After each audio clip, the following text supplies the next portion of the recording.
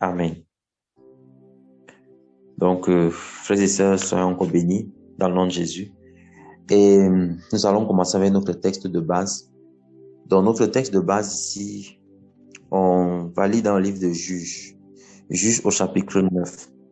Alors, Juges au chapitre 9, parce que je vais pas relire toute l'histoire. Je vais lire du verset 7 au verset 15 pour resituer un peu le contexte ici. En fait, c'est juste après la mort de Jérubal, donc après la mort de Gédéon, pour ceux qui ne connaissent pas le nom Jérubal. Jérubal, ce nom est né du fait que lorsque l'ange de l'Éternel, Christ, lui a demandé d'aller renverser l'idole dans la maison de son père, l'idole de Baal, il a fait de nuit parce qu'il avait peur. Et le matin, quand les citoyens sont venus trouver que l'idole de Baal était renversée, avec les pieds cassés, tout, ils sont mis dans une colère noire et ils ont fait des enquêtes pour découvrir qui l'a fait. Et lorsqu'ils ont découvert que c'était Gédéon, ils ont demandé à ce que Gédéon, que son père le livre afin qu'il soit tué. Et donc, son père a dit que, mais attendez, celui qui va mettre la main sur lui va mourir le premier parce que si Baal est Dieu, qu'il défende sa cause. Donc, le nom Jérubal veut dire que Baal plaide sa cause contre Gédéon, en fait. Et c'est comme ça que son père l'avait protégé d'une mort certaine et l'œuvre de Dieu s'était accomplie. Donc, ici, on parle donc de Jérubal, de Gédéon, appelé la délivrance que le Seigneur a accordé au peuple d'Israël au travers de lui, n'est-ce pas, de la main des Madianites. Et il est décédé, il a laissé, voilà, une grande famille. Et les gens de Sichem, en fait, il y a un membre de Sichem, en fait, Abimelech, n'est-ce pas, qui était fils de Jérubal aussi, mais d'une autre femme. Voilà, on peut clairement remarquer que tous ceux qui sont allés dans cette histoire de polygamie là et tout ça, ils ont toujours eu des problèmes. Donc vraiment, que les frères, voilà, arrêtent de se comparer en disant que Dieu n'a jamais dit que l'homme ne peut pas prendre plusieurs femmes. Dieu n'a non plus dit que l'homme doit prendre plusieurs femmes. Il n'a jamais dit ça. Le fait que Dieu ne dise pas une chose explicitement dit souvent généralement que la chose est interdite en fait. Et donc c'est vraiment de manière très charnelle que les hommes sont lancés dans ça. Vous allez voir dans toutes les histoires de la Bible où il y a eu plusieurs femmes, il y a toujours eu des problèmes par la suite. Toujours eu des problèmes. Les filles sont entretuées entre eux. Donc c'est une image où Dieu nous enseigne déjà par l'expérience. Donc que les frères arrêtent, voilà. C'est une parenthèse, hein, parce que ce message ne va pas seulement concerner ceux qui écoutent maintenant. Plusieurs peuvent écouter par la suite. C'est vraiment une leçon que le Seigneur nous a donnée au travers de ces histoires de la Bible. Donc ici, en fait, c'est Abimelech qui est allé s'allier avec les seigneurs de Sichem et il a demandé à ce que il soit nommé roi, quoi. Donc on le fasse roi parce que il leur a proposé un deal en leur disant que c'est mieux qu'une seule personne règne sur vous au lieu que 70 personnes règnent sur vous. Et les 70 personnes étaient également des fils de Jérubal, mais d'une autre femme en fait. Vous voyez un peu. Donc en fait de ces autres femmes, et Abimelech donc a voulu les faire mourir. Et il a mis son plan à exécution. Il a donc fait tuer tous ses 70 frères. Vous vous rendez compte? Il a fait tuer tous ses 70 frères. Et il y a un seul qui s'est échappé du nom de Jotam. Alors, lorsqu'ils se sont donc assemblés pour, voilà, ils buvaient, ils festoyaient, Abimelech, notre nouveau roi, tout. Jotam, donc on le rapporta à Jotam, c'est là où on commence avec le verset 7. Donc, le verset 7 nous dit: Or, on le rapporta à Jotam et il alla se placer au sommet de la montagne de Gérizim. Et élevant la voix, il cria et leur dit: Écoutez-moi, chef de Sichem, et que Dieu vous écoute. Les arbres, verset 8, partirent un jour pour aller oindre un roi qui régna sur eux. Et il dit à l'olivier: Règne sur nous. Mais l'olivier leur répondit: Renoncerai-je à mon huile que Dieu et les hommes honorent en moi pour aller planer au-dessus des arbres? Verset 10. Alors les arbres dirent au figuier: Viens et règne sur nous. Mais le figuier leur répondit: Renoncerai-je à ma douceur et à mon bon fruit pour aller planer au-dessus des arbres? Puis les arbres dirent à la vigne: Viens-toi, règne sur nous. Et la vigne répondit: Renoncerai-je à mon bon vin qui réjouit Dieu et les hommes pour aller planer au-dessus des arbres? Verset 14. Alors tous les arbres dirent à l'épine: Viens-toi et règne sur nous. Et l'épine répondit aux arbres: Si c'est sincèrement que vous voulez moindre pour être votre roi, venez et réfugiez-vous sous mon ombre. Sinon que le feu sorte de l'épine et qu'il dévore les cèdres du Liban. Alors, je vous laisse peut-être méditer sur la suite de l'histoire, qui est une histoire très, très intéressante avec beaucoup d'enseignements. Mais ici, on voit que Jotham, il s'adresse au peuple de Sichem, au roi notamment, au seigneur de ce Sichem, et il dit, écoutez-moi et que Dieu vous écoute. Alors qu'en fait, aucun d'eux ne parle. C'est Jotham qui est en train de parler. Alors, pour la petite parenthèse, avant peut-être qu'on rentre dans le contexte même de l'explication du message d'aujourd'hui, pour l'explication, il y a des personnes qui disent souvent que il y a un adage qui dit que qui ne dit mot consent. Et du point de vue de Dieu, quand quelqu'un dit qu'il fait silence, ce n'est pas le silence de la bouche que Dieu regarde, c'est le silence du cœur. Donc pour des frères qui disent souvent que il dit dans son cœur que je vais pas parler parce que si je parle ici là, je vais faire gaffe. En fait, Dieu est en train de voir ce que tu dis dans ton cœur là. Dieu est en train de voir. Donc tu n'es pas silencieux devant Dieu. Et les gens de Sichem, pendant que Jotham parlait, ils parlaient dans leur cœur. C'est pour ça qu'il a dit que Dieu vous écoute. Parce qu'à la fin, ils n'ont rien répondu. Hein. Ils n'ont absolument rien dit. Si vous continuez de lire l'histoire, dès que Jotham a fini de parler, Jotham est parti. Ils n'ont rien dit. Et comment est-ce que Dieu pouvait donc les écouter alors qu'ils ne disaient rien? C'est parce que Dieu écoute notre cœur, frère.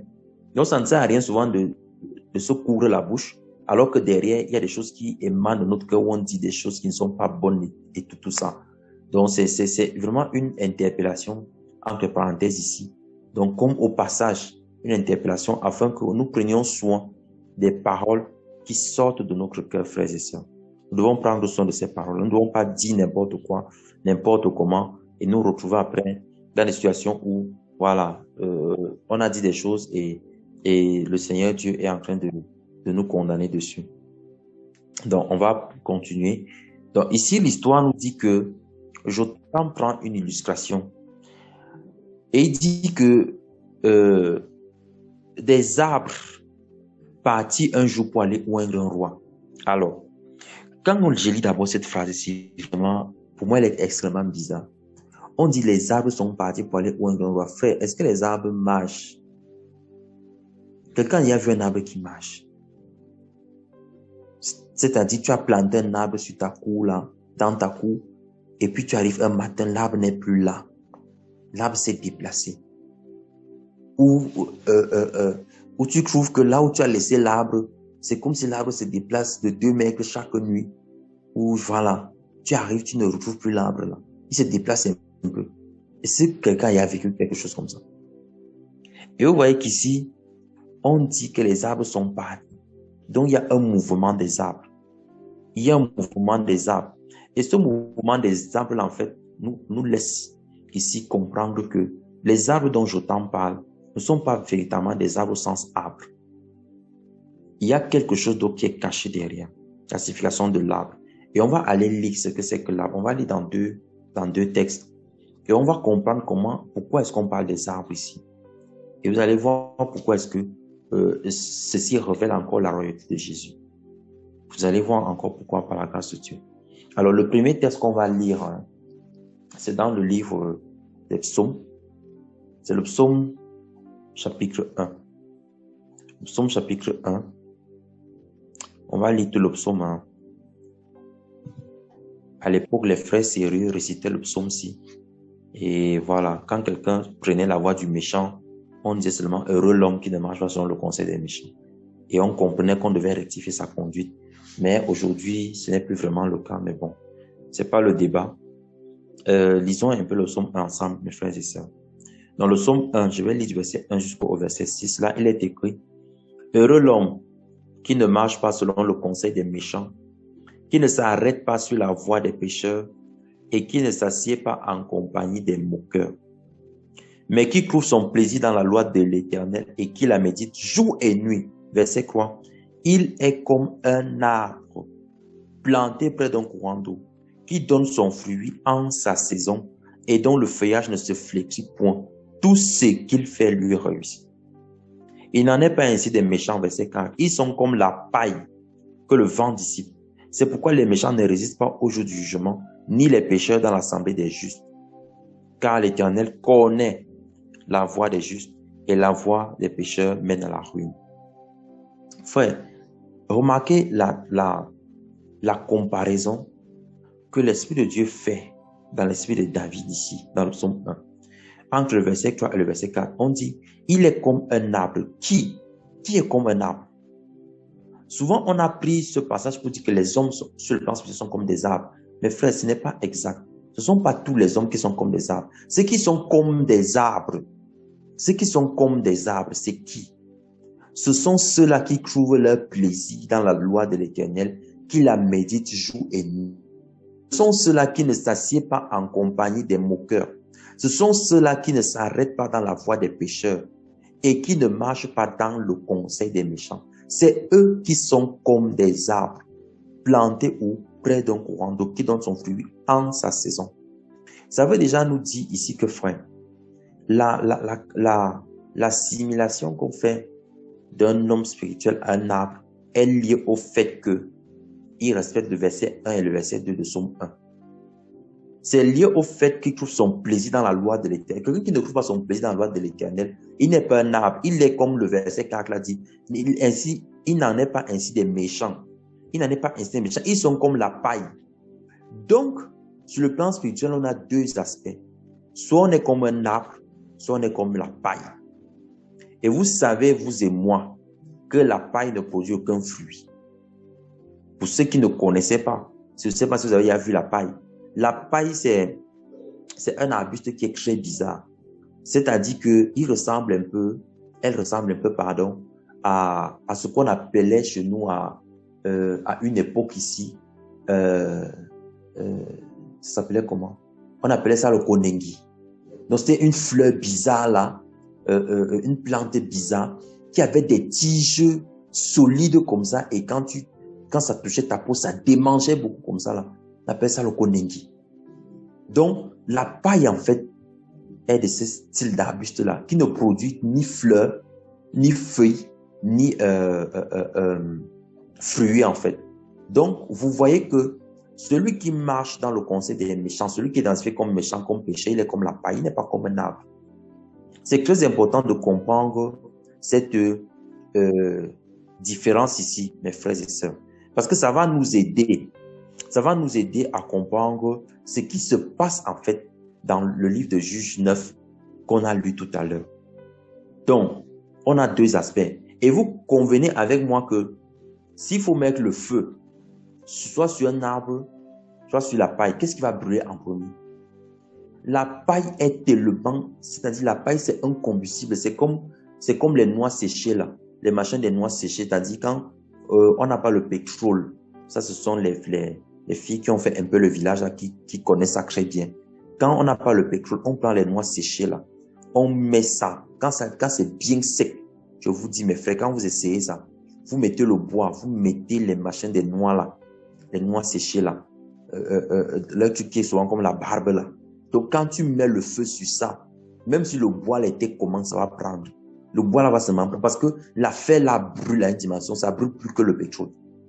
Et la paille est comme ça. Et chaque fois qu'on a assimilé des choses qu'on brûlait, que le Christ ou Jean-Baptiste, tous ceux qui ont parlé de l'enfer, quand ils ont parlé de quelque chose qui va brûler, ils ont tout dit la paille. Ils n'ont jamais dit l'arbre. Vous pouvez parcourir les Écritures, vous allez vous rendre compte. À chaque fois qu'on a brûlé quelque chose, quand on parlait du feu de l'enfer, c'était toujours la paille qui brûlait. Donc, le Seigneur nous montrait clairement ici que le méchant n'a pas l'aspect de l'arbre. Ce ne sont pas les arbres qui vont brûler. C'est pour cela que dans Jean 15, il nous dit encore qu'il est le cep, nous sommes les sarments. Et que celui qui porte du fruit, le sarment qui porte du fruit, il porte du fruit pourquoi? Parce qu'il est un prolongement de l'arbre. Il porte du fruit. Le Père va les monder. Donc, il va encore rajouter comme de l'engrais sur lui afin qu'il produise encore plus. Mais celui qui ne porte pas de fruit, on va le recrancher. Et quand on recranche le sarment du tronc, qu'est-ce que le sarment devient? Il devient un bois sec qui s'apparente à la paille. Et le bois sec est bon pour faire quoi? Pour brûler, mes frères. Donc ici, le Seigneur Jésus-Christ était déjà en train de nous montrer par des images que tous ceux qui vont brûler, c'est ceux-là qui auront marché dans la voie des méchants. C'est ceux-là qui auront accepté de s'asseoir en compagnie des moqueurs. Et il y a des frères comme ça, leur spécialité, c'est que de jour comme de nuit, ils cherchent les intrigues. Ils disent que non, c'est pour détendre l'atmosphère. Frère, tu es en train de détendre l'atmosphère de l'enfer. Et tu es en train d'agrandir le trou de ton enfer pendant que tu fais ça. Parce que ceux qui s'assiedent en compagnie des moqueurs, il y a un baptême, comme je disais tout à l'heure quand j'échangeais avec des jeunes ici, il y a un baptême que si tu rates le baptême d'eau et d'esprit, il y a un baptême que tu n'as pas raté, le baptême de feu. Le baptême de feu, là, ce n'est pas donc celui dont Jean parle, Jean le Baptiste. C'est le baptême dans les temps de feu. L'autre là, quand quelqu'un a raté le baptême d'eau et d'esprit et de feu qui va avec, il va recevoir le baptême de l'étang de feu. Là-bas, on ne va plus te poser la question si tu veux croire. On va dire que entre, donc il y aura l'immersion. On va plonger comme ça des personnes dans le feu ardent parce qu'ils auront délibérément dit qu'ils s'asseyent avec les moqueurs. Mes frères et sœurs dans le Seigneur, la moquerie n'est pas de Dieu. Dieu ne se moque pas des gens. Non, la moquerie n'est pas du Seigneur. Et tous ceux qui ont grandi, qui sont encore dans ces caractéristiques-là, où ils aiment faire des intrigues, où ils aiment, lancer des vannes, comme on dit. Ils lancent des vannes, ils disent que non, c'est pour détendre l'atmosphère. Frère, les moqueries ne sont pas du Seigneur. C'est une mauvaise voie. C'est une mauvaise voie. Ça mène les hommes à être méprisants vis-à-vis de son prochain. À toujours chercher à paraître drôle. Et les gens appellent ça l'humour. C'est l'humour. On fait de l'humour. Tu vois quelqu'un qui prend 2 heures de son temps pour insulter les gens. Il dit qu'il fait de l'humour. En compagnie des moqueurs, vous qui payez les places pour aller vous asseoir pour écouter ces choses-là, vous êtes assis en compagnie de qui? Dites-moi, mes frères, vous êtes en compagnie de qui que vous êtes assis? Vous êtes à la compagnie des moqueurs. Quelqu'un prend son 15 000 pour aller s'asseoir. Écouter comment, quelqu'un dit les bêtises, il insulte les gens, il fait ceci, il dit que non, c'est de l'humour. En compagnie des moqueurs. Mes frères, en tant que chrétiens, le Seigneur nous interpelle sur des choses, même qu'à la base, à la priori, comme le frère disait hier, ça ne paraît pas être le péché. Mais le Seigneur nous interpelle parce qu'il veut nous éviter d'en arriver là. Donc, on voit ici que les arbres, pour revenir à notre sujet, les arbres, en fait, ce sont ceux-là qui craignent le Seigneur, qui trouvent leur plaisir dans la loi de Dieu. Donc, il ne suffit pas de méditer, mais il faut encore trouver du plaisir dans la loi de l'Éternel. Les personnes qui méditent par convention ou qui méditent par devoir, vous n'êtes pas des arbres. Vous n'êtes pas des arbres. Non. Les personnes qui disent que, comme même aujourd'hui là, je n'ai pas encore médité. Il ne faut pas un plaisir dans ça. Hein. Il fait comme ça pour consoler sa conscience. Frère, tu n'es pas un arbre. Tu es la paille si tu es dans ça. Dieu n'est pas, ce n'est pas agréable à Dieu. Le verset précise que ceux qui méditent, qui prennent du plaisir, qui trouvent de la joie dans la loi de l'Éternel, qui la méditent jour et nuit, de jour comme de nuit. De jour comme de nuit, ça veut dire que de jour, quand il y a la lumière, quand Christ nous éclaire, on médite la parole. Et de nuit aussi, quand on ne comprend rien, quand on n'a aucun éclairage, on médite quand même. Parce qu'on veut avoir l'éclairage, on veut que le Seigneur nous parle. Il y a des frères qui commencent, il lit tel verset, un verset, ça vient l'écran, il voit la version de Jésus. Ah, Jésus, gloire à Dieu, papa, il est content, il partage, il vient avec tel verset. Frère, j'ai découvert ceci, pam. Après quelques temps, il lit comme le livre des nombres. Tu lis, frère, tu lis les nombres ne finissent pas. Tu te demandes ce que Jésus veut te dire dans le livre là. Après tu dis que non, c'est sûr que il n'y a pas de révélation de Jésus-Christ ici là. Frère, c'est la nuit comme ça là. Il y a la révélation de Jésus dans le livre des nombres. Et c'est ce que moi je veux trouver. Je crois véritablement que dans les chiffres qui sont donnés là, il y a Jésus dedans. Il y a que le Saint-Esprit qui peut nous éclairer. Et tu vois des frères comme ça qui baissent les bras. Ils disent que non, le livre là c'est quand même compliqué. Et il passe son temps à méditer les mêmes livres. Il remédite encore. Il part dans Éphésiens. On dit, oh, vous êtes assis. Le Seigneur vous a recité ensemble, vous êtes assis. Oh, il t'a dit, il enjoy. C'est bien. Ce n'est pas mauvais, frère. Mais pendant que tu es dans le livre d'Éphésiens depuis 10 ans là, frère, il y a le livre de Nombre qui est là. Jésus veut aussi donner la révélation de ça. Le livre est compliqué. Jésus veut donner la révélation de ça. Jésus veut donner aussi la révélation des livres qui n'ont, comme a priori, rien à faire, ou le livre des chroniques, on cite les noms des rois. Tu te demandes même à quoi ça rime tout ça. Mais il y a quelque chose que le Seigneur veut nous faire comprendre. Donc, de jour comme de nuit, on doit méditer la parole. Pour être comme des arbres, en fait. Je vais d'abord nous caler ici sur l'image de l'arbre et l'image de la paille, pour qu'on comprenne bien que l'olivier, la vigne et le figuier sont des arbres. L'olivier, la vigne et le figuier ne sont pas des arbustes. Ce n'est pas la paille, ce sont des arbres. Ce sont des arbres. Des arbres, mes frères et sœurs. Donc, voilà les caractéristiques d'un arbre. Et le Seigneur Jésus-Christ nous montre comment faire pour être un arbre planté près d'un courant d'eau. Ne suis pas d'être un arbre, mais il faut encore être planté près d'un courant d'eau. Alléluia. Il faut être planté près d'un courant d'eau. Donc, on va lire un autre texte. Maintenant, c'est dans le livre de Marc au chapitre 8.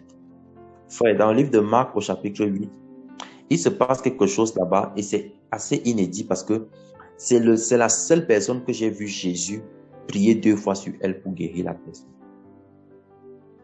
Mais en fait, la question qu'on peut se poser, c'est qu'est-ce que Jésus a besoin de prier 2 fois sur quelqu'un pour que la personne guérisse? Suivons un peu ce qui se passe dans Marc 8. On lit à partir du verset 22. Il se rendit à Bethsaïda et on amena vers Jésus un aveugle qu'on le pria de toucher. Donc, ils avaient déjà donné leur procédé, il fallait que Jésus le touche. C'est eux-mêmes qui ont donné le procédé. Il faut que Jésus le touche, cet aveugle-là. Alors, verset 23, il prit l'aveugle par la main, le conduisit hors du village. Il est sorti là où le règne de l'aveuglement était, n'est-ce pas, établi. Et parfois, il y a des frères qui n'ont pas ce discernement-là. Il y a des frères qui ne comprennent pas qu'ils ne doivent pas prier, ils ne doivent pas faire certaines prières à certains endroits. Quelqu'un se lève et dit que non, tout pied tout territoire que votre pied foulera. Frère, c'est le territoire que Dieu vous a demandé de conquérir. C'est-à-dire, quand tu lis le verset là dans le livre de Josué, ce n'est valable que là où Dieu nous a envoyés. Si Dieu ne t'envoie pas quelque part, tu vas là-bas, tu dis que, comme la parole du Seigneur dit que tout territoire que mon pied foulera, je vous le donne en héritage. Frère, tu vas hériter des démons. C'est-à-dire, les démons ton héritage va devenir les démons, en fait. Parce que là où tu partages, je ne t'ai pas envoyé là-bas. Et beaucoup se sont fait tuer comme ça. Beaucoup ont été, leur vie s'est abrégée comme ça avant le temps. Beaucoup sont égarés comme ça. Ils ont été possédés comme ça. Ils sont allés prier dans un espace qui n'était pas bien. Voici Jésus ici qui tire.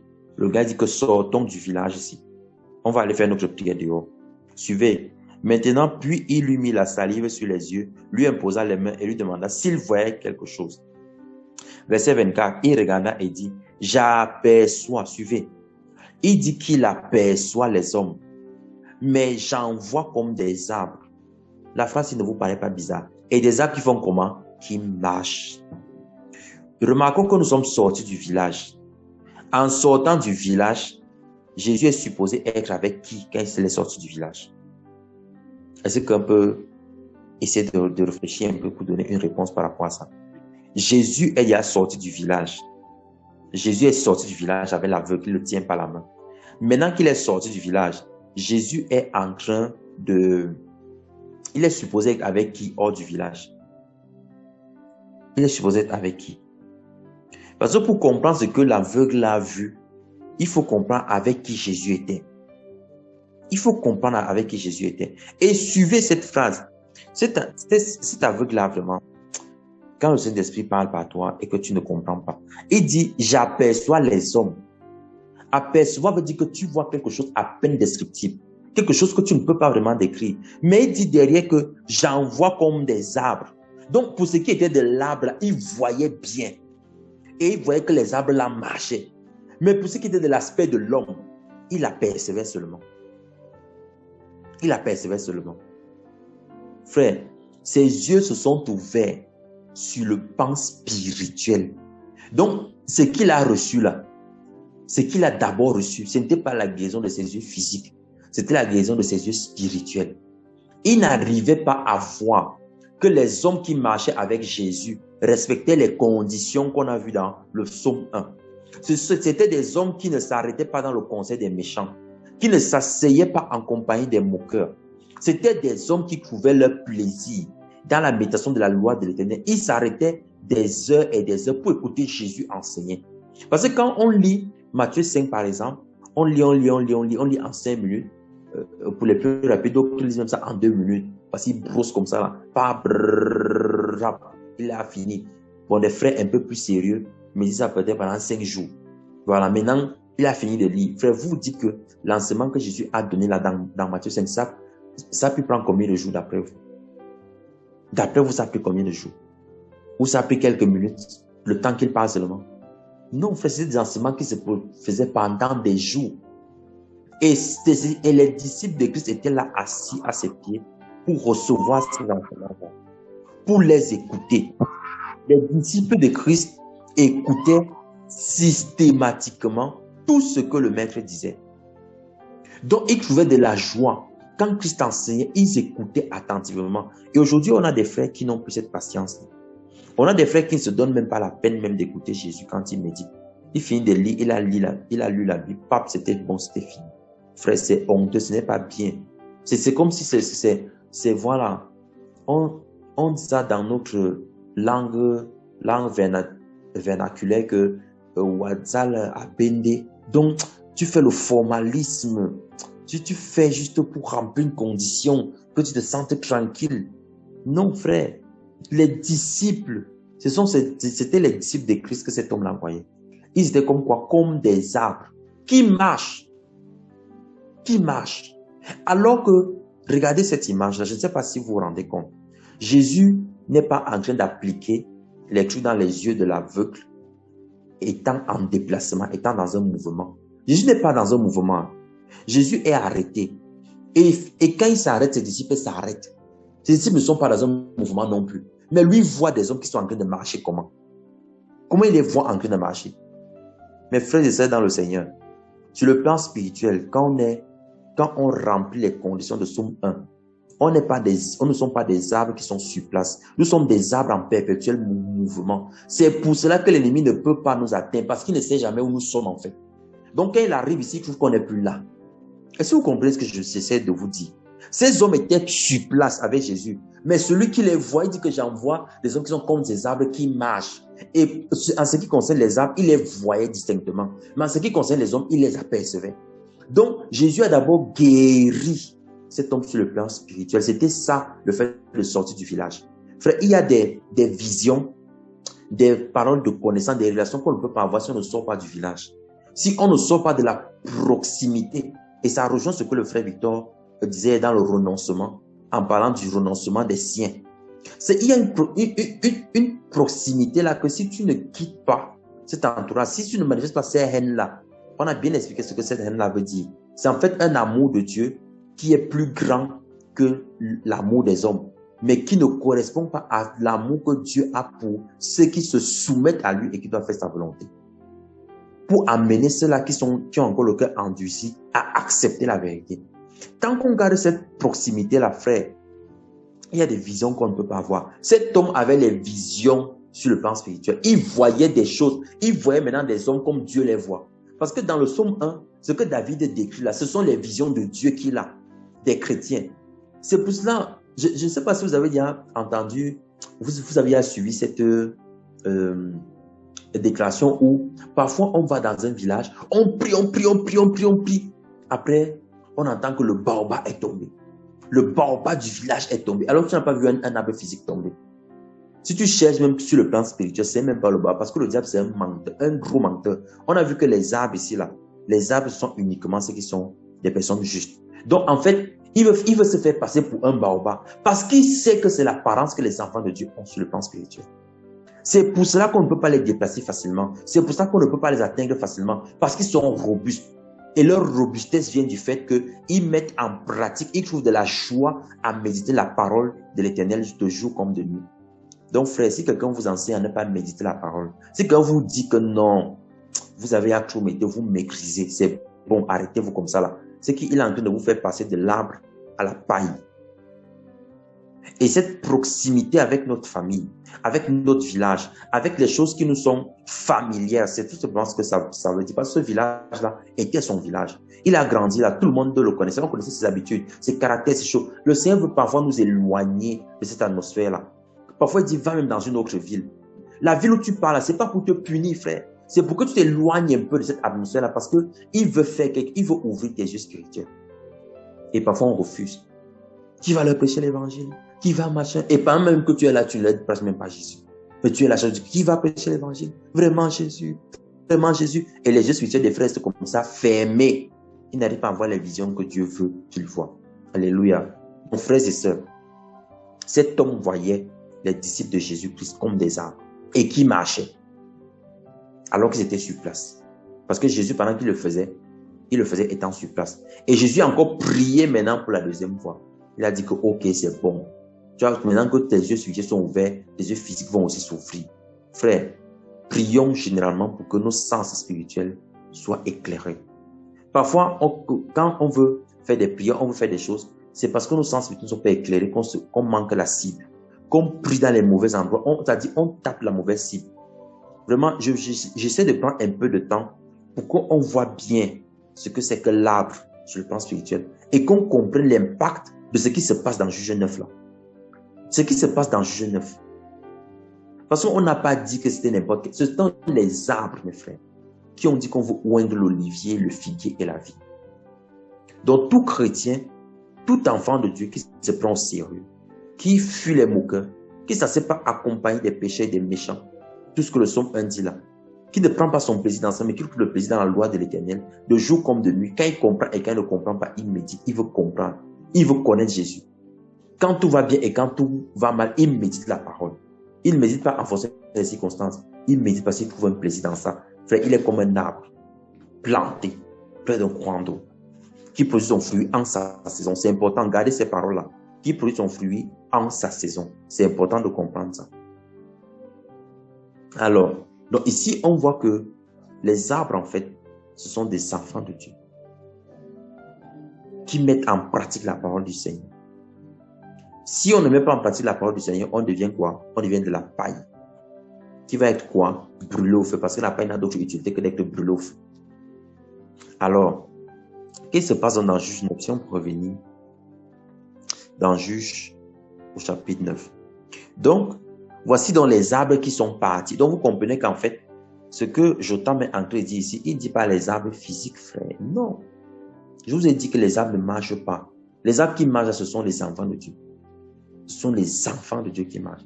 Donc, si vous entendez que, oh, comme les sorciers sont des menteurs là, ils viennent vous dire que vraiment, non, on marche avec. C'est la paille qui marche, mes frères. Ne craignez pas le bruit qu'ils font là sur le toit et machin. C'est la paille qui est en train de faire le bruit sur le toit là. Donc, si tu veux même, par beaucoup de compassion, tu dis que une tige de la paille là se brûle, il va comprendre qu'il y a le feu ici. Tu peux pas brûler, voilà, tu peux pas brûler une racine de l'arbre. Tu peux pas brûler ça comment? L'arbre, un bois vert, tu brûles ça comment? Il faut que le bois soit sec. Et les frères ont comme ça, dès que les sorciers font un peu quelques bruits sur la toiture, dès qu'il suit un petit vent, un jar là, où le chien pleure toute la nuit, il prend maintenant, il commence à prier. Tu lis quoi, frère? Couche-toi, tu dors. La nuit, je me couche et je m'endors, a dit David. Couche-toi, tu dors, tu es dans la l'allégresse et le repos. Parce que c'est la paille qui est en train de faire le bruit là. Si tu sais que tu es un arbre, tu ne peux pas craindre la paille. Mais les frères craignent la paille comme ça parce qu'eux-mêmes sont même la paille aussi. Parce qu'ils sont la paille aussi. Ils ne veulent pas s'appliquer pour lire la parole de Dieu. Ils ne veulent pas. Ils veulent toujours rester là, les chrétiens, ou vraiment pas sur ces chaud ici là. Il y a le cafard qui monte comme ça, qui descend. Si tu vois le cafard qui passe sur ton mur, frère, prends la babouche, tu écrases. Il n'y a pas de prière à faire. Tu pries quoi? Tu pries pour tuer le cafard, mon frère. Tu pries pour tuer le moustique. Parce que dit que non, le moustique là, même si le moustique là venait qu'il était habité, quand il entre dans ton périmètre, parce que tu es un arbre. Alléluia. Parce que tu es un arbre. T'as dit que sa force de moustique surnaturelle finit, tu l'écrases comme un moustique normal. Et c'est le moustique que tu as écrasé. Mais les frères font je ne sais même pas comment on dit ça. Ils font les jeunes pour tuer les cafards dans les maisons.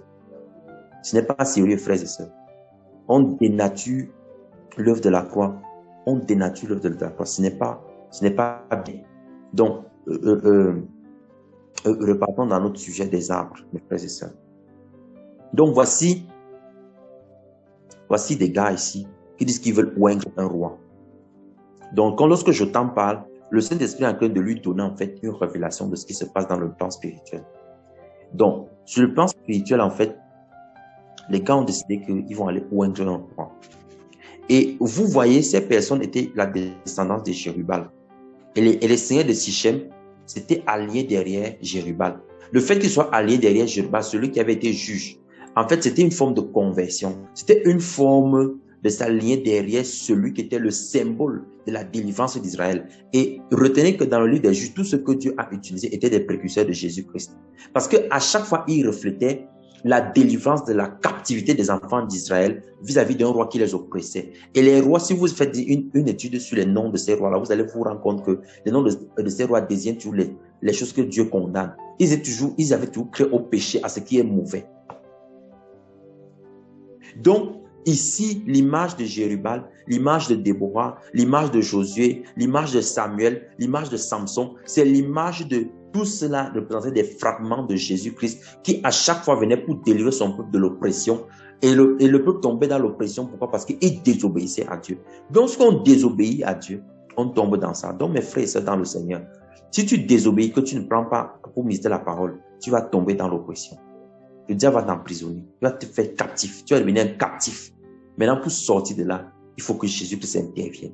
Parce que l'époque des juges est finie. Maintenant que celui qui devait accomplir a accompli, c'est Jésus-Christ qui peut te délivrer de cette prison-là. Donc, je nous invite encore, frère, à prendre au sérieux les temps de méditation. Les temps de méditation personnelle de la parole de Dieu, c'est important. Donc, voici les arbres sont partis un jour pour aller oindre un roi. Donc, quand ils partaient, eux-mêmes, ils ne savaient pas quel roi ils devaient oindre. Maintenant, il dit à l'olivier, règne sur nous. Frère, est-ce que vous pouvez vous imaginer le nombre d'arbres qu'il y a dans la brousse?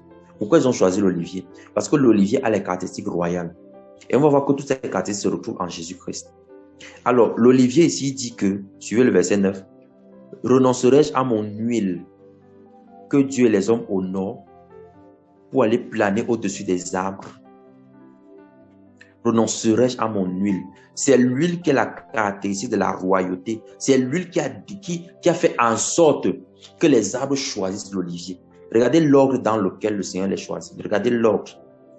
On a vu ça, on en a parlé pendant l'année de prière, je ne vais pas revenir dessus. Regardez l'ordre dans lequel le Seigneur choisit.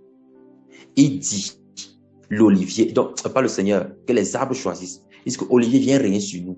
La première chose qui caractérise le roi des rois, et donc si nous sommes des rois, parce que le roi des rois, ça veut dire que Jésus est le roi de nous qui sommes rois.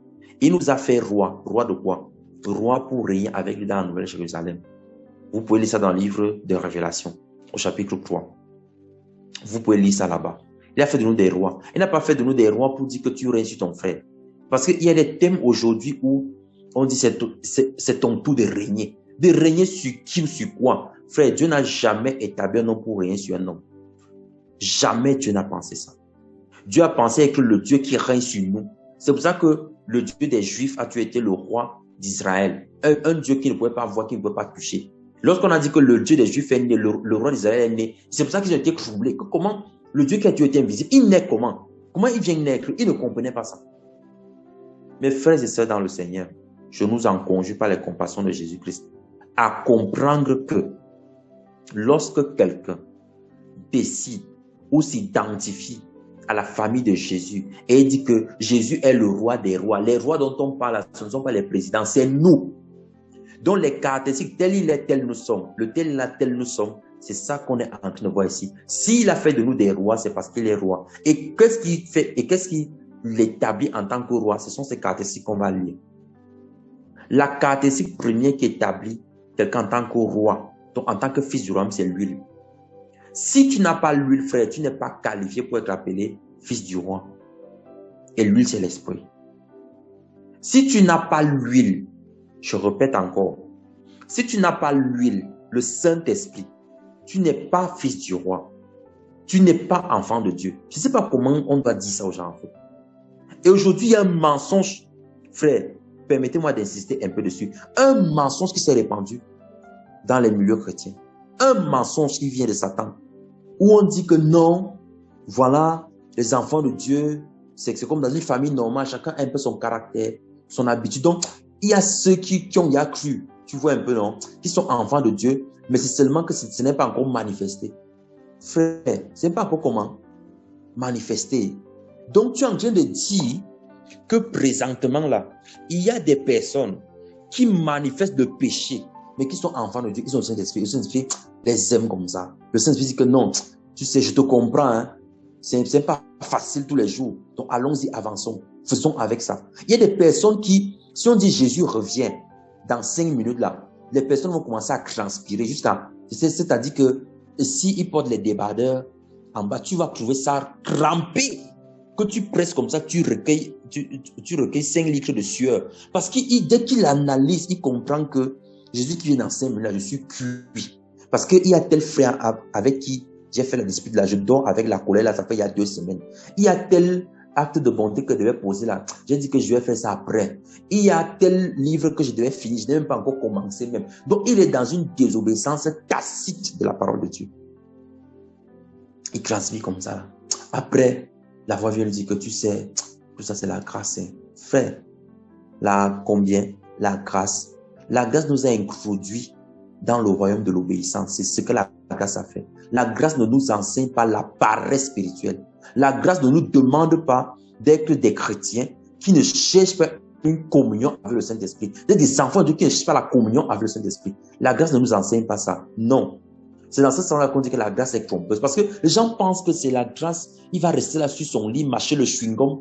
Il est là couché. Il dit que je suis enfant de Dieu. Je suis, voilà, pasteur. Il prend machin. Il poste des versets bibliques sur Facebook, machin. Il met sur son statut. Voilà, il regarde le nombre de vues, le nombre de likes, le nombre de ceux qui sont d'accord. Voilà. Et parfois, il prend le verset, il ne prend pas la référence.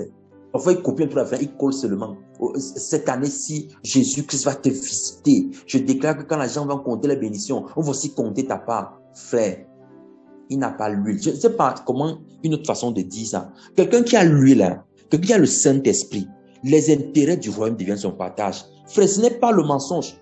Qu'on n'arrange pas l'évangile dans la tête des enfants de Dieu, où on leur fait croire qu'il y a un Saint-Esprit qui est là, il vient, elle est là oisif. Pierre, l'apôtre Pierre a dit que si ces choses sont en vous et elles sont en abondance, elles ne vous laisseront point oisifs. Et puis tu vois des frères qui te disent qu'ils ont le Saint-Esprit et ils sont là oisifs. Il t'a dit qu'il connaît tous les Candy Crush, toutes les versions, le Saga, le Soda, le Friends. Et je vous cite ça parce que moi, je jouais ça. Hein. Jusqu'à ce que le Seigneur me dit que vraiment, toi là, je veux plus te voir dessus. Donc, comme je suis là, frère, bon, ça c'est moi. Hein. Je ne vais pas dire que c'est un enseignement. Voilà, comme le frère parlait hier du renoncement, c'est ma part de renoncement là-bas. Il a dit que vraiment, je ne veux plus te voir sur ça. Donc, mais quand vous voyez mon téléphone là, je n'ai pas la force d'appuyer sur Candy Crush. Je laisse ça, c'est pour les enfants. Il a dit que tu renonces à ça, je ne veux plus te voir là-bas. Mais tu vois des frères qui ont reçu l'instruction de renoncer, mais ils connaissent toutes les versions de Candy Crush. Ils sont oisifs. Ils connaissent à quelle novella, les séries de novellas TV passent. Et votre cœur bat plus fort. Donc, il connaît, donc il médite novella TV. Il regarde une série, il médite les scénarios. Comment ça va finir? Il dit qu'il est enfant de Dieu, il a l'huile. Frère, tu n'es pas enfant, tu es la paille. Tu es quoi? La paille. Si tu te retrouves dans ce cas-là, c'est que c'est la paille. Tu n'es pas enfant de Dieu. Il y a ceux qui sont passionnés. Quand on dit la passion là, c'est qu'il est passionné par son activité. Donc, son activité, c'est la passion. Pardon, c'est la passion, mes frères. Il est passionné. Tellement passionné que Jésus-Christ, il lui donne les miettes. Quand il doit prier le soir, il dit, Seigneur, toi, tu comprends. J'ai une journée difficile. Je te rends grâce. Tu es le Dieu de ma. Donc, quand il va finir le Dieu de ma, il est dans le sommeil. Après, il commence à voir peut-être une porte qui s'ouvre. Il dit que, j'ai vu la vision. Dieu m'a donné une vie. Quelle vision, frère? Quelle vision? Quelle vision? On voit les prophètes, Ézéchiel, Jérémie, tout ça, qui restaient des jours et des jours en prière avant que Dieu leur parle. Toi, tu viens, tu finis ta journée, tu faisais tes choses. Maintenant, tu viens 5 minutes là. Tu balbuties quelque chose que tu ne comprends pas ce que tu dis. Après, tu commences. Non, ce que tu rêves là, ce sont les rêves qui viennent de l'abondance de tes pensées. L'abondance de tes désirs. Parce que tu veux voir les portes ouvertes dans ta vie. Tu vois une porte qui s'ouvre. J'ai vu une porte s'ouvrir. C'est comme si quelqu'un entrait. Comme si quelqu'un entrait. Alors que tu étais en train de penser qui me donne même l'argent pour résoudre tel problème. Et c'est comme ça que les frères ont les visions de leurs pensées. Et ils viennent dire que c'est Dieu qui m'a parlé. Où l'oisivité est en train de tuer le corps du Christ. Le corps du Christ. L'oisivité tue le corps du Christ. Et des frères qui ne connaissent même pas s'il y a un livre Abdias dans la Bible. Ils n'ont même jamais ouvert Abdias. Ils vont faire quoi là-bas? Il y a Michée, qui a un livre âgé, dont les prophètes mineurs là. Non. Il n'a jamais connu ça. Mais là, les versets là, qu'il a claqué dans sa tête. Comme si on a pris le cachet, on a collé tam-tam. Puis, on a mis ça comme ça. La mesure dont vous servez pour les autres, la mesure qu'on s'agira de vous. Donc, l'État dit, les versets qu'il prend avec l'interprétation diabolique, même pour rester dans la défensive. Il n'a pas l'huile. Mes frères, c'est le Saint-Esprit qui qualifie l'olivier ici à être quoi? À être roi. Et les arbres ont reconnu ça. C'est-à-dire, les hommes reconnaissent toujours. En ceux, les enfants de Dieu, savent reconnaître. Ils savent reconnaître ce qui a l'esprit qui n'a pas. Ils savent reconnaître. Je vous dis, intérieurement, quand chacun rentre, Quand il s'assoit, même s'il y a les partis pris et tout ce que vous voyez qui se passe dans nos assemblées là, comme vous voyez, c'est déplorable comme ça. Quand il s'assoit en lui-même, il sait que ça là, ce n'est pas juste. On a mal fait. Il sait qu'on jalouse le frère ici à cause du don que Dieu manifeste dans sa vie. Il le sait intérieurement. Pourquoi? Parce qu'il reconnaît l'huile. Le Saint-Esprit, mes frères et sœurs, est le bien, la promesse que Dieu nous a faite en Abraham. C'était ça, c'était lui-même là, le Saint-Esprit. C'était lui-même. Maintenant, il y a d'autres promesses qu'on dit que la bénédiction d'Abraham. Il y a d'autres promesses qu'on est venu enseigner. Les promesses qui viennent depuis le jardin d'Éden, où le serpent dit, vous ne mourrez point, vous ne mourrez point. Des promesses qui amènent les hommes à ne plus s'interroger sur leur nature royale que Christ leur a donnée par la croix. Ils ne s'interrogent plus sur ça. Leur nature royale maintenant, c'est le divertissement. C'est la distraction. Leur nature royale maintenant, c'est le fait de dire que je règne. Moi, j'ai regardé tout le règne que Dieu a donné sur l'homme, c'est sur les poissons et les animaux. Donc, il faut, quand vous rencontrez des personnes, ou bien si tu disais que tu règnes, que c'est ton tour de régner, comme je vois un programme là, c'est à côté de chez moi là, on dit c'est ton tour de régner. Il faut savoir de quel règne on parle. Parce que le règne là, si tu dis que tu règnes sur tes frères, sache que tu es dans le péché. Le seul règne que Dieu a donné à l'homme, c'est un règne sur les lions, les poissons, les animaux. Donc, va dans la brousse là-bas, tu t'établis, tu dis que je suis venu régner, je dois être le roi ici. Tu vas me dire si la panthère va comprendre ça. Tu vas me dire si le serpent que tu as rencontré va comprendre que tu es venu régner sur lui. Frère, c'est même démoniaque même. De penser que toi tu es là pour régner. Tu règnes sur qui? Donc tes frères sont tes esclaves. Vous n'avez pas lu le livre de Lévitique où le Seigneur a interdit ça. Le Seigneur a interdit. Il a dit que s'il arrive même que le fait, donc toi, quel est moyen, tu ne prendras point un membre de ta famille comme esclave. Mais s'il se vend à toi comme esclave, au bout de la 7e année, tu le rendras libre. Donc le Seigneur montrait par là que quelqu'un ne pouvait pas rester captif. Quelqu'un ne peut pas rester captif du péché. C'est vrai que c'est cette image-là. Mais quelqu'un ne peut pas rester esclave appartenant à la famille de Jésus-Christ. Impossible. Mais aujourd'hui, on dit qu'on veut régner. On doit régner. J'envoie le règne dans l'argent, dans les machins. Il n'y a aucun don spirituel et aucune manifestation du Saint-Esprit. Rien. Ils veulent régner. Régner sur qui? Ils veulent régner sur les frères. Ils veulent que quand ils parlent, tout le monde se tait. Si c'est dans le règne là qu'on t'instruit, frère, on t'instruit dans le mauvais règne. On t'instruit dans le règne de la paille. Ce sont les pailles. C'est la paille qui règne comme ça. Les arbres ne règnent pas comme ça. Alléluia. Donc l'huile qualifie l'olivier. Et regarde, écoutez la réponse de l'olivier. L'olivier dit que pourquoi je devais renoncer à mon huile? Parce que les motivations de ces arbres ici, c'était des motivations où ils voulaient quelqu'un qui les dirige. Frères et sœurs, refusez, je vous dis, vous qui persévérez dans les assemblées locales, refusez les postes qu'on vous donne pour que vous veniez diriger les hommes. Il faut refuser ces choses-là. Parce que ces choses-là, c'est ça qui va finir vos fonctions. Suivez ce que l'olivier dit. L'olivier dit, renoncerai-je à mon huile qui honore Dieu et les hommes. C'est le Saint-Esprit en nous qui honore Dieu et les hommes. C'est parce que le Saint-Esprit crie en nous, Abba Père, que Dieu est réjoui dans les cieux. Il dit, j'ai des enfants sur la terre. Parce que le Saint-Esprit dit en nous, Abba Père, je suis à toi, je suis ton enfant.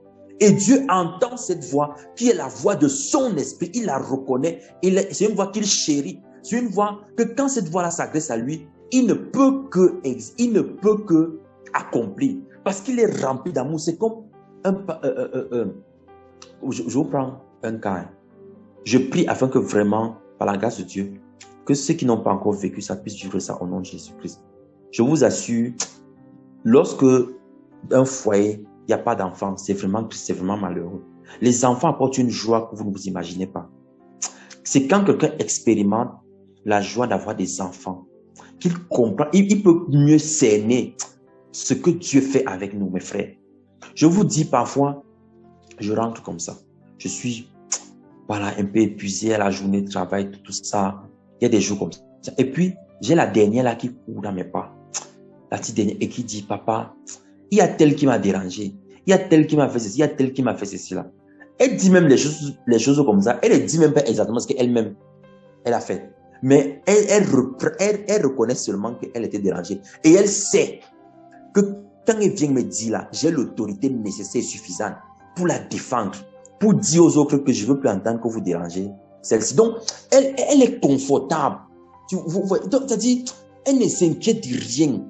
Elle sait qu'elle est dans son plein droit de jouir de ce droit-là. Et imaginez-vous que l'enfant humain comprenne ça comme ça. Et nous, en tant qu'enfants de Dieu, avec l'huile, vous imaginez la joie que le Père a? Est-ce que vous imaginez la joie que Dieu a d'avoir des fils sur la terre? Est-ce que vous imaginez la joie que Dieu éprouve lorsque le Saint-Esprit lui dit, Abba Père, je suis à toi? Est-ce que vous imaginez la joie? C'est une joie indescriptible. Parce que Dieu nous a fait à l'image de Jésus et selon sa ressemblance. Nous sommes les seuls êtres qui sont à l'image de Jésus selon sa ressemblance. Mais des personnes acceptent d'aller régner sur les hommes. Ils acceptent d'être le modérateur d'un soir. Ils acceptent qu'on vienne imposer les mains sur eux. Parce qu'ils disent que non, on veut m'établir ancien. Et regarde les motifs de ceux qui disent qu'ils veulent t'établir ancien. Regarde les motifs de ceux qui disent que viens un peu intervenir dans ma chapelle comme ça là. Frère, il y a des interventions que tu dois refuser. On va te dire que viens te dire que vraiment, je vais aller prier. Parce que les interventions là, c'est qu'on veut que tu sois roi. Les arbres veulent seulement que tu règnes sur eux. Ils ne veulent pas que l'huile règne sur eux. C'est pour ça que ici l'olivier a refusé. L'olivier, c'est qui est le symbole de Christ, qui est celui de qui on presse l'huile, celui de qui émane l'esprit, parce que Dieu a remercié à Christ afin qu'il répande sur l'église. C'est celui de qui émane l'esprit. C'est lui qui a répandu l'esprit sur l'église. Donc, il est la marque de cet olivier-là, de qui l'huile coule, de qui l'huile émane.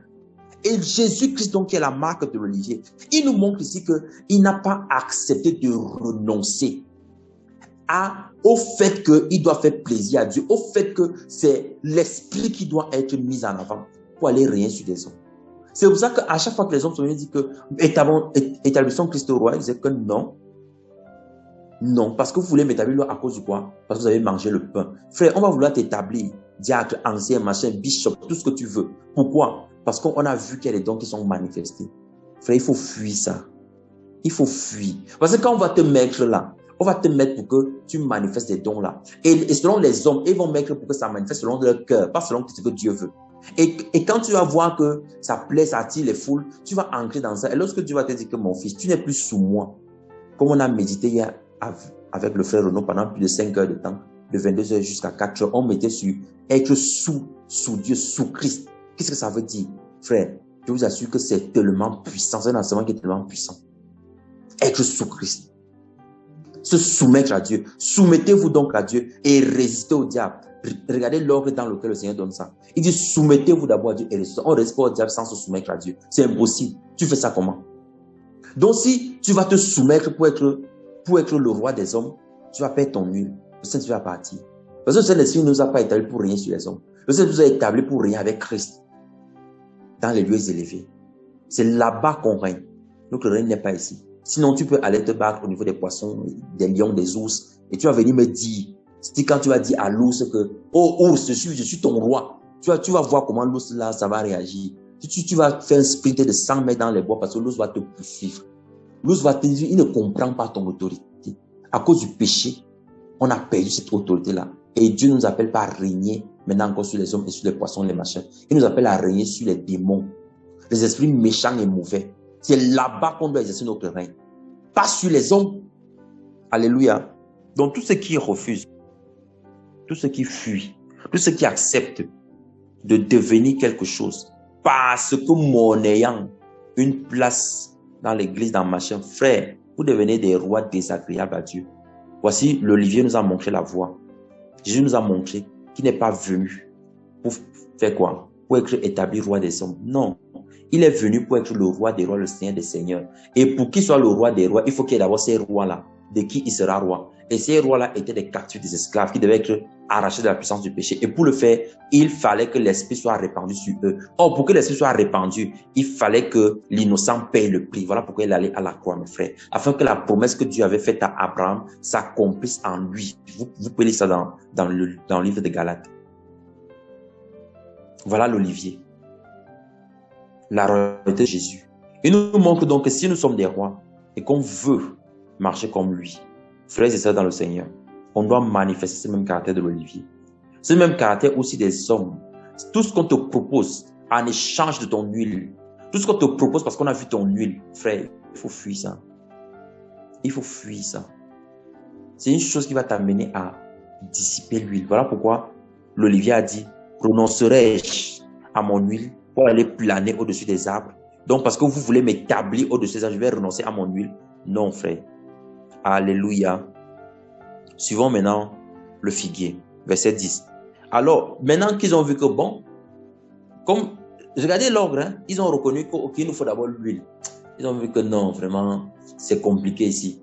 La manifestation de l'huile dans sa dimension esprit, vraiment, c'est compliqué. Donc, ok, il a refusé, non. Alors, on cherche le figuier.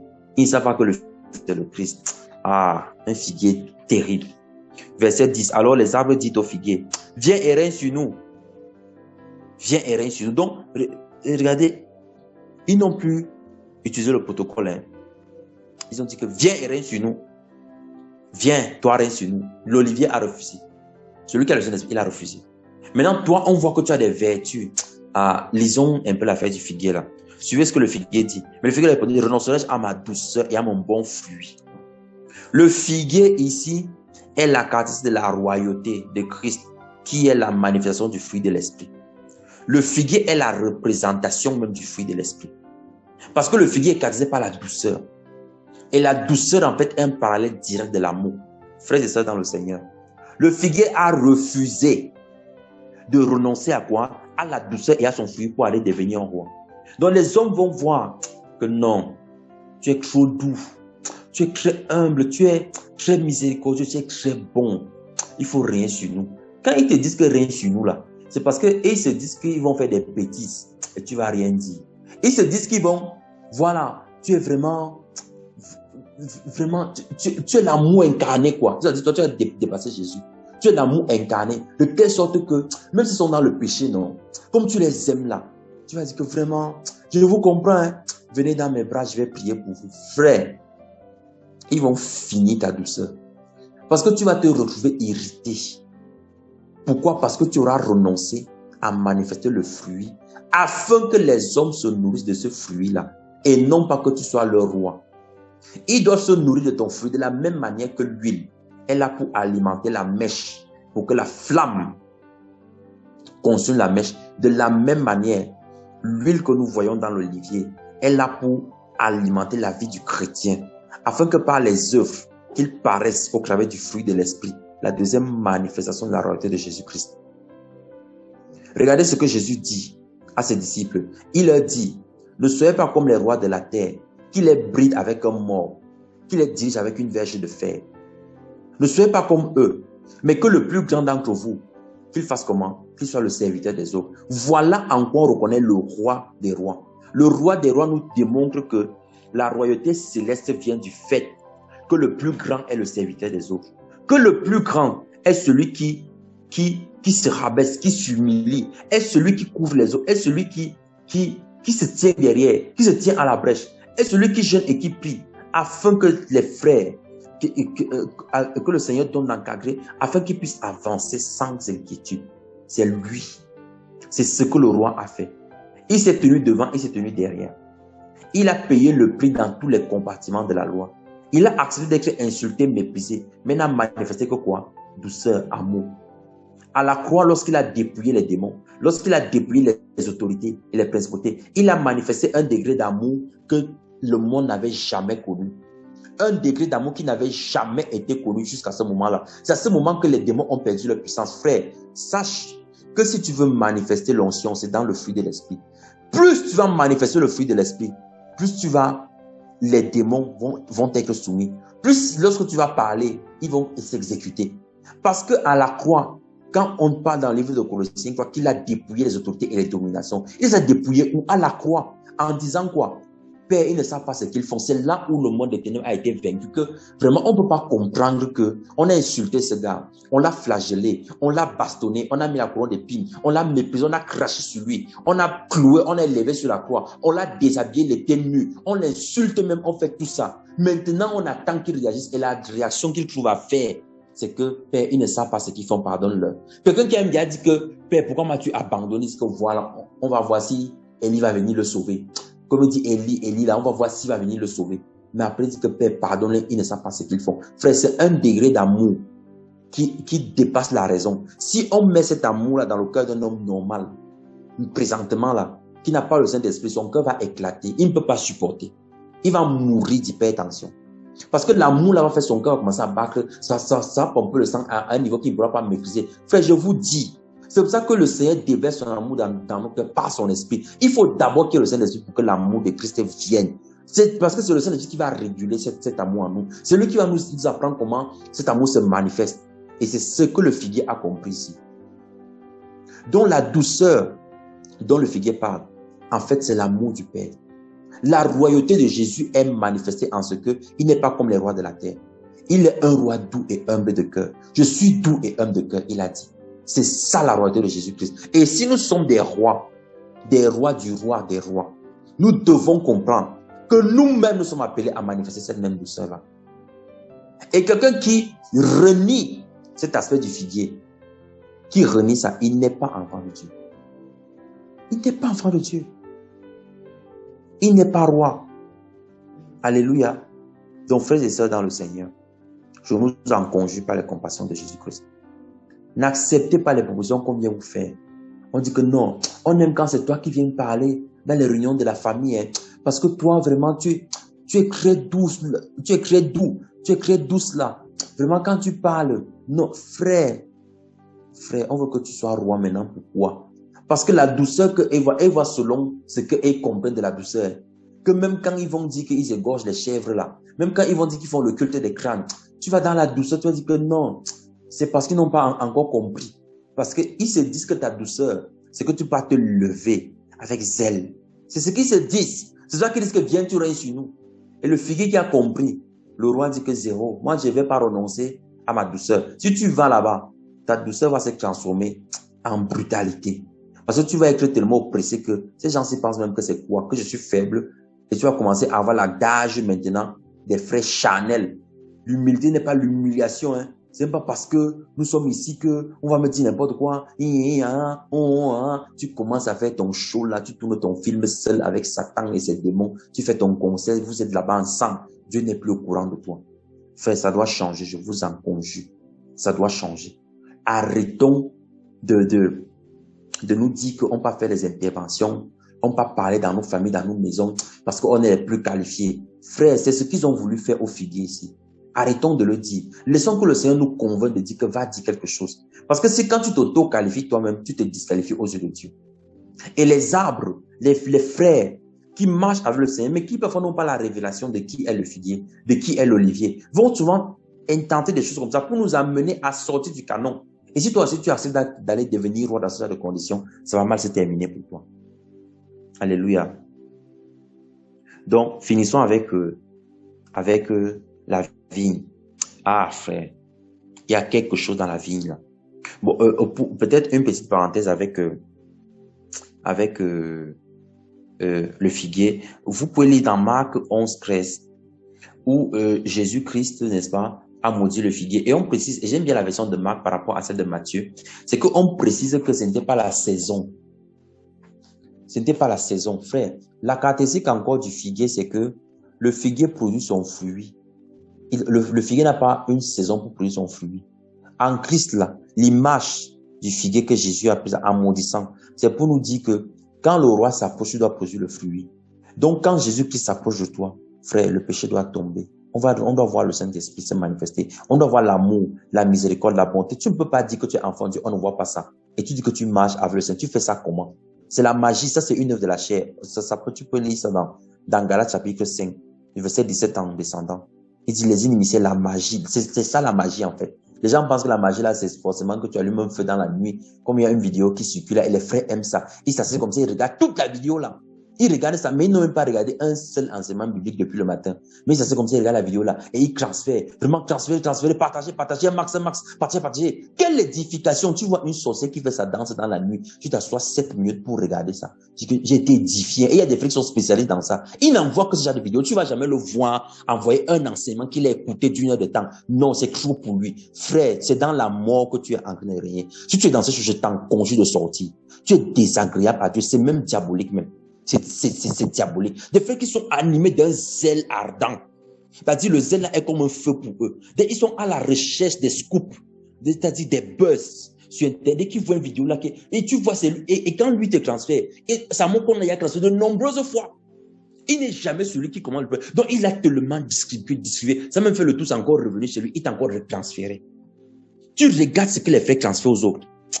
Tu vas commencer à bloquer les frères, vrai. Je vais commencer à les bloquer au nom de Jésus. Je vais bloquer les frères. C'est pas sérieux. Un frère ne peut jamais te partager une parole, une édification, un partage. Non. Il peut te partager un cantique que frère vraiment bénit ton cœur. Il est en train de t'introduire dans quoi? Et c'est ce genre-là que vous voyez, les contacts sont remplis comme ça sur WhatsApp. Et les frères aussi aiment ça.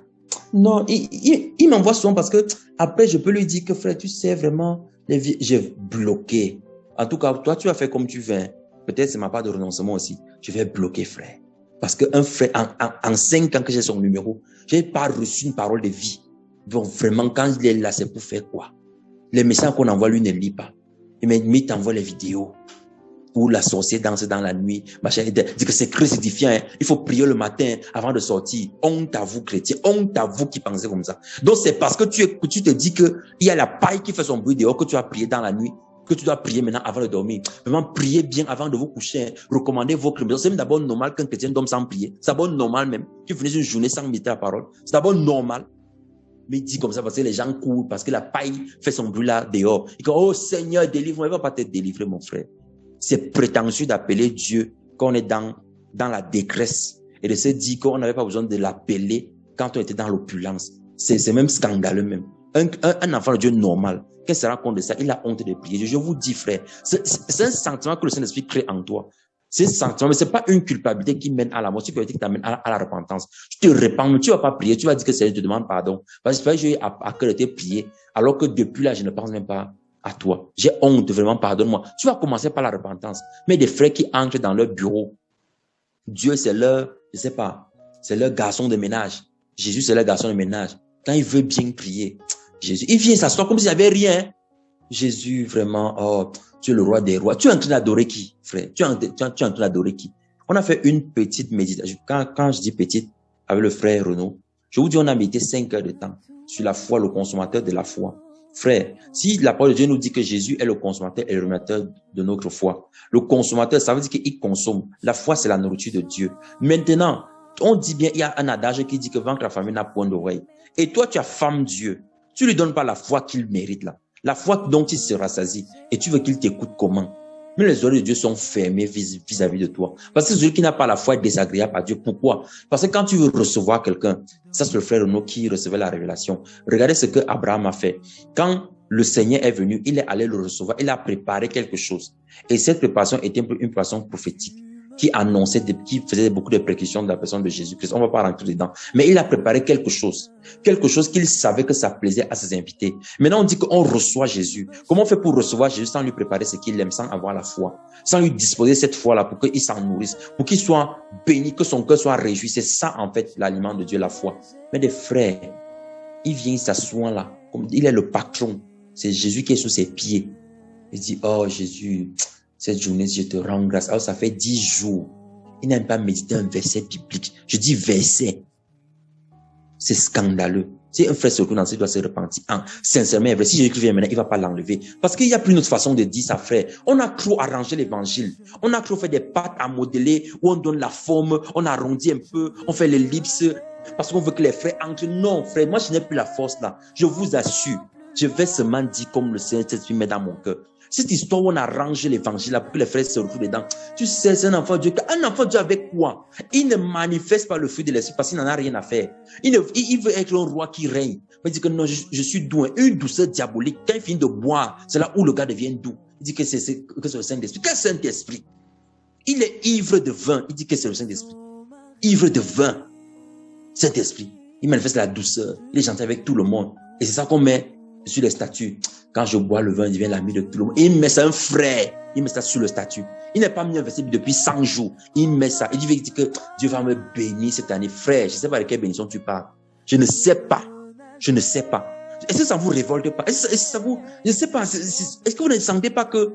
Voilà. Est-ce que le zèle de la maison de Dieu ne vous dévore pas? Est-ce que vous ne sentez pas comme Jésus qu'il faut ancrer dans le temple des frères là et renverser les tables d'échange? Renverser, n'est-ce pas, le trafic qui se passe dans les temples que Dieu s'est racheté à prix de sang. Est-ce que vous ne sentez pas ça? Mon élan dit que non. Dieu va le visiter. Dieu va le visiter. Frère, moi, je ne crois plus en ça. C'est-à-dire que ça, c'est un problème que Dieu va gérer. Pour moi, là, ce que je comprends, c'est que frère, si Jésus vient maintenant, tu ne vas pas partir avec nous. On doit leur dire la vérité. Dites la vérité, mes frères, je vous en supplie. Pas avec la rage, pas avec mais avec l'amour. Que frère, la voie dans laquelle tu marches là, tu n'es pas un arbre, tu es la paille. Parce que tu ne médites pas jour et nuit. La parole, tu trouves ton plaisir dans ça. Tu es la paille. Si Jésus vient, il ne va pas t'enlever. Il ne va pas t'enlever. Soit dans le protocole, soit dans le machin, soit bishop, soit ce que tu veux, diacre, diaconesse, alcapocre, je ne sais pas quel nom tu veux te donner. Mais frère, l'huile, tu n'as pas. Le Saint-Esprit, tu t'en fous. La manifestation du fruit de l'Esprit, ce n'est pas ton partage. Tu dis que j'ai mon caractère. Ton caractère ne va pas entrer dans les cieux. On va le baptiser dans les temps de feu. Là-bas, il va finir. Même le diable, son caractère va finir là-bas. Hein. Dans la méchanceté que le diable fait là, ça va finir dans les temps de feu là-bas. Ça va finir là-bas. Je vous en conjure, frère, je vous en supplie. Sortons de ce sommeil. Sortons de ce sommeil, c'est dangereux. Finissons avec la vie. Alors, qu'est-ce qui se passe avec la vie ici? Frère bien-aimé du Seigneur.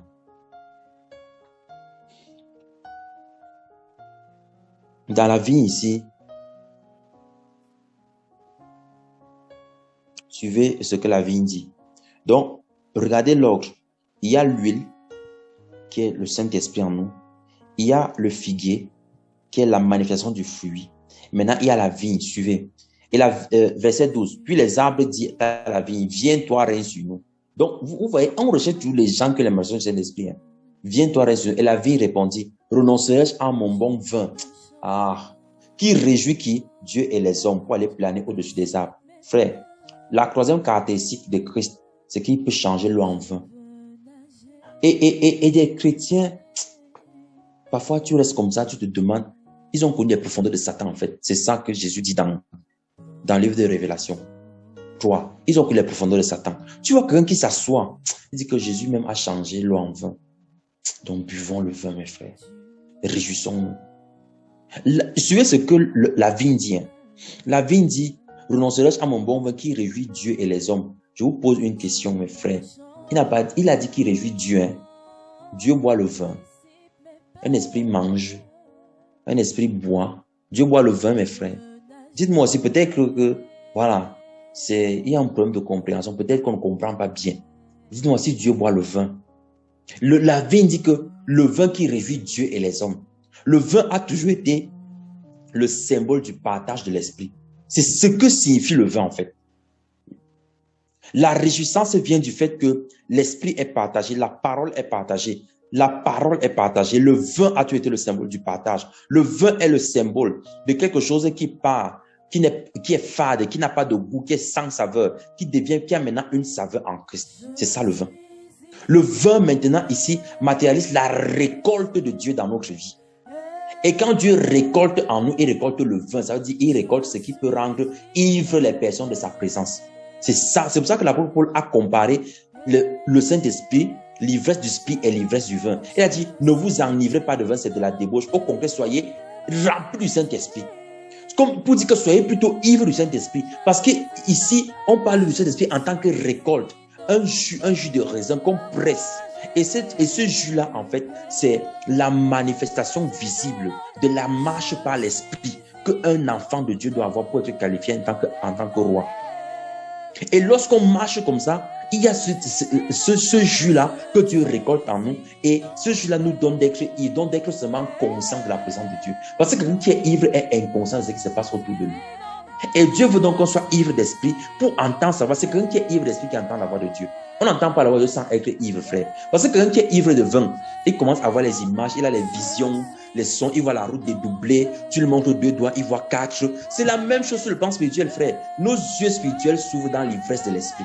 C'est dans l'ivresse de l'esprit qu'on voit les choses qu'on ne peut pas voir normalement. Et il y a des frères qui ils sont ivres de vin du 1er au 31. Ils disent que c'est normal. Jésus a fait l'eau en vin. Que le Seigneur pardonne cela au nom puissant de Jésus-Christ.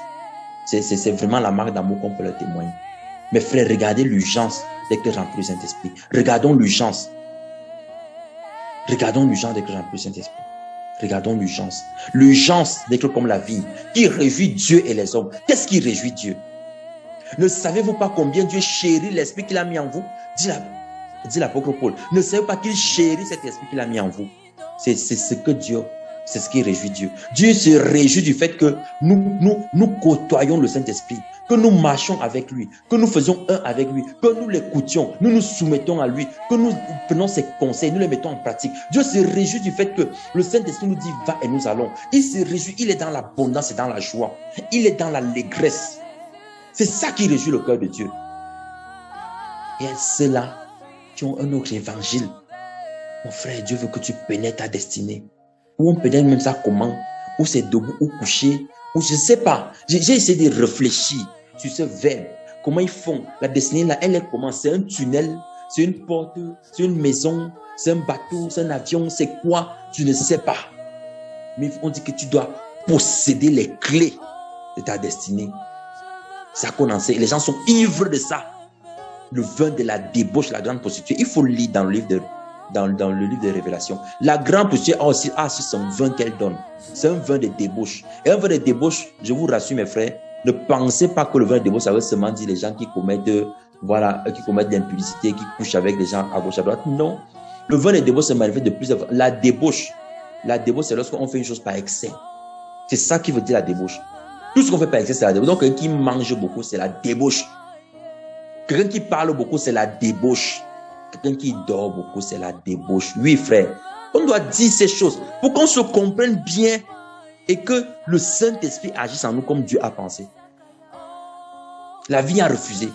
La vie a refusé d'arrêter de réjouir le cœur de Dieu. La vie a refusé de sortir de l'ivresse. La vie a refusé qu'on utilise, n'est-ce pas, le vin qui est destiné à Dieu, dont la joie de l'Esprit qui est destinée au Père, pour donner ça aux hommes. Et les frères font ça, ils sont forts dans ça. Ils sont forts dans ça. Vraiment, il présente son mémoire. Hein. Il commence, je veux rendre vraiment, je dis merci à monsieur le directeur général qui m'a permis de faire mon stage dans cette entreprise. Et je dis merci à mes collègues, à mes parents, à mes ceci. Et c'est tout ça. Après, fini. Et finalement, je rends grâce à Dieu. Dieu, honte à vous, chrétiens, vous qui dites ça. C'est une honte. Et tu vois un païen qui vient derrière. Qui comment dit que je veux rendre grâce au bon Dieu qui m'a donné la force de faire ça et à monsieur le directeur général qui m'a permis de faire mon stage ici. Et tu es là confus. Chrétien banane, chrétien, je sais pas, chrétien macabo. C'est une honte. C'est un scandale même de commencer à donner les honneurs aux hommes, de ne pas penser à Dieu. C'est un scandale. C'est un scandale. D'autres, on leur donne le micro. On dit pas, on dit, vraiment, la salle est tellement belle. Ceux qui ont organisé, vraiment félicitations. Il dit comment pas voir la salle, les choses visibles. Il arrive devant le buffet. Il commence d'abord par admirer les cuisses de poulet. C'est la débauche. C'est la débauche, frère. C'est la débauche. C'est la débauche. On doit dire ça, frère. On doit comprendre. Frère, les manifestations de la royauté de Jésus-Christ, c'est dans l'huile. C'est-à-dire oindre. L'esprit du Seigneur est sur moi quand il m'a oint. Quelqu'un qui n'est pas oint n'appartient pas à Christ. Christ est venu nous oindre. Nous oindre pour sortir du péché et pour annoncer la bonne nouvelle. Il nous a oint. La manifestation de l'olivier, la caractéristique de la royauté, c'est d'être oint d'esprit. La deuxième caractéristique, c'est de manifester le fruit. La troisième caractéristique, c'est de réjouir le cœur de Dieu. Réjouir le cœur de Dieu. Le vin qui réjouit le cœur de Dieu, c'est l'esprit. Et la vie de l'esprit. Les frères n'ont que faire de l'esprit. Et que Dieu me comprend dans mes faiblesses. Les temps de feu vont aussi te comprendre dans tes faiblesses, mon frère. Dans les temps de feu, il n'y a pas de problème d'espace. Parce que les gens pensent qu'on va faire des travaux supplémentaires que Dieu sera pris de court. On va arriver là, on va dire que non, l'espace n'a pas suffi. Donc, on doit faire des travaux. Dieu va envoyer les anges qui vont mettre un mur de séparation ici. Non, le temps de feu est suffisamment large. Dieu t'a dit que Dieu a prévu ça depuis le commencement.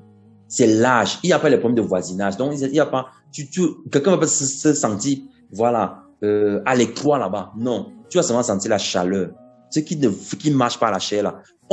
Je vous dis, frère, je ne peux plus modeler la pâte, je ne peux plus arranger. Vraiment, il faut que les frères comprennent. Ceux qui marchent par la chair vont récolter la corruption.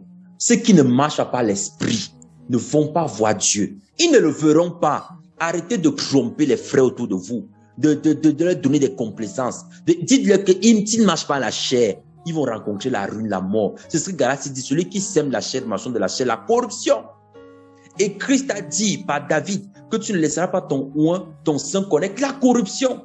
Pour dire que mon corps ne va pas périr, pourrir, ne va pas connaître cette corruption-là qui est liée à la condamnation qui vient sur ceux qui n'ont pas accepté que ce qui reste dans la tombe. Parce que la raison n'est pas le partage. Mes frères, je nous en conjure. Je nous en conjure. On a besoin de l'huile. Dieu t'a oint pour faire quoi? Es-tu même oint même? Et puis tu vas voir un maquisard qui mène une vie d'impudicité, qui a ces trucs, il dit qu'il fait l'œuvre de Dieu, il vient imposer les mains impudiques sur toi. Tu penses qu'on t'impose quoi? Pourquoi? Je ne sais pas quelle démangeaison les frères ont de l'imposition des mains. Elle dit qu'il faut qu'on impose les mains sur toi et qu'on dit qu'on relâche la bénédiction, l'onction, c'est là où tu te sens loin. Frère, pourquoi ne crois-tu pas à l'onction que Christ t'a donnée au moment où tu as dit que je veux devenir ton instrument? Pourquoi ne crois-tu pas en cette onction? Pourquoi ne crois-tu pas en ce qui a imposé les mains sur Christ, qui a imposé les mains à Moïse? Et on sort des théories diaboliques comme ça où on dit que celui qui n'a pas de paix est sans repère. Vraiment, honte à vous. Parce que vous voulez nous aimer, donner la gloire aux hommes. Vous voulez régner comme les arbres proposés. Viens régner sur nous. Tu deviens un roi, le bishop, il est là avec son trône, assis sur un bon. C'est-à-dire qu'il monte sur le temple avec des degrés. Il est assis là-bas en haut comme ça. Là. Sa chaise est en mousse. Il aime la couronne sur ça. Avec un bon, rotatif. Mais la chaise des fidèles, c'est le plastique. C'est que Dieu va faire. Le Canaan. Frère, non, on ne doit pas être comme ça. Et beaucoup de frères font ça. Beaucoup de frères font ça. Ne regardez pas seulement l'image des chaises. Regardons dans tout ce que le Seigneur nous a permis de voir aujourd'hui. Je voudrais qu'on prie, frère. Qu'on demande au Seigneur de nous aider. De nous aider. De nous aider. Voilà les signes de la royauté. Ces trois caractéristiques-là. De nous aider. Que le Seigneur, pour ceux qui ne sont pas encore ouin, que le Seigneur, prie afin que le Seigneur te ouin. Ne souplie pas après les mains d'un homme. Souplie d'abord après l'onction du Saint-Esprit même que Dieu donne à ses enfants. Souplie après ça. Souplie après ça. Dans Actes chapitre 10, Corneille a reçu l'Esprit, Pierre n'a pas imposé les mains. Pierre était en train de parler, l'Esprit est descendu. Frère, enlève d'abord les mains des hommes que tu avais vus sur ta tête là qui vont t'imposer les mains, imposer les pieds, imposer le ventre, la veste. Ils vont prendre une corne qui fait 2 mètres, ils vont remplir ça d'huile, ils vont verser ça en parlant dans une langue étrangère et tu as dit que tu as été ou non. Regarde l'onction que Dieu a pensé pour toi. Être un fils d'Abraham. Prions afin que le Seigneur nous aide. Oh papa, nous te supplions. Ouin-nous, papa. Ouin-nous, Seigneur. Ouin-nous d'une huile nouvelle, d'une huile de grâce, une huile de racheter. Une huile, Seigneur, qui nous donne de sortir des ténèbres à la lumière. Une huile qui nous donne, Seigneur, d'abandonner les voies du malin, d'abandonner la voie du moqueur, d'abandonner la voie de ceux-là qui ne sont pas dans ce que tu as pensé. Seigneur, les méchants, les moqueurs, ceux qui aiment les railleries, qui s'intéressent à ta parole, afin d'être à l'image de ces arbres-là, qui sont plantés par nos courants, qui est toi. Seigneur, donne-nous cette onction, donne-nous cette huile. Une huile qui nous donne l'amour pour la sainteté, l'amour pour la vérité, l'amour pour la bonne nouvelle, l'amour pour l'évangile, l'amour, Seigneur, non pas de vouloir régner sur les hommes, non pas de vouloir régner, mais Seigneur, de savoir que nous sommes des serviteurs, des instruments. Entre tes mains, je te prie au nom de Jésus-Christ.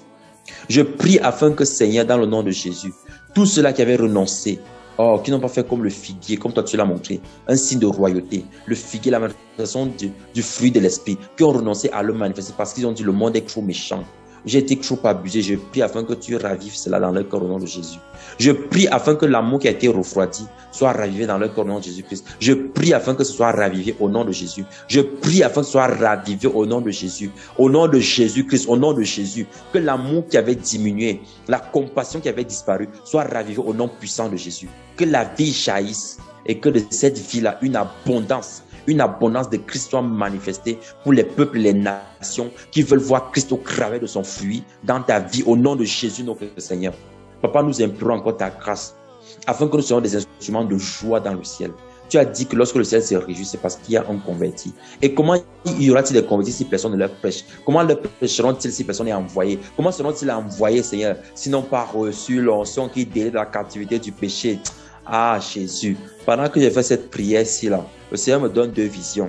La première, je vois comme un fil qui est entremêlé entre lui. Donc, un fil qui est attaché plusieurs fois. Je demande que Seigneur, qu'est-ce que c'est que ce fil-ci? C'est un fil qui est comme brûlé. Et le Seigneur dit que c'est quelqu'un, quand je faisais le deuxième sujet de prière pour l'amour, pour la manifestation du fruit de l'esprit, c'est quelqu'un dont l'amour avait diminué, il avait décidé dans son cœur que maintenant, moi, j'ai fait seulement ce que je peux faire. Hein.